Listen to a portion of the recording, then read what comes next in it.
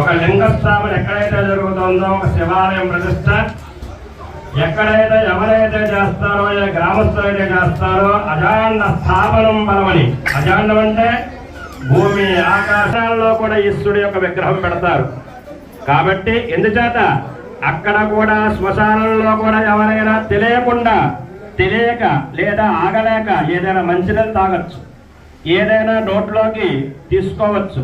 అటువంటి దోషాల నుండి కూడా తొలగించేవాడు ఎవరయ్యా అంటే ఈశ్వరుడు. అందుచేత శ్మశానాల్లో కూడా ఈశ్వరు బొమ్మ ఎందుకు పెడుతున్నారు? ఏదో సరదాగా పెడుతున్నారా అంటే శ్మశానం అంటే ఈశ్వరుడా?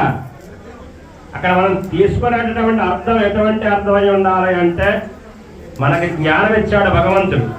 ఈ జ్ఞానంతో ఎందుచేత పెడుతున్నారు అలాగా అనేటటువంటి ఆలోచన కనుక చేస్తే, ఎందుచేత మనం పూజ చేస్తున్నాం, ఎందుచేత మనం ఆలయం కట్టుకుంటున్నాం, ఎందుకు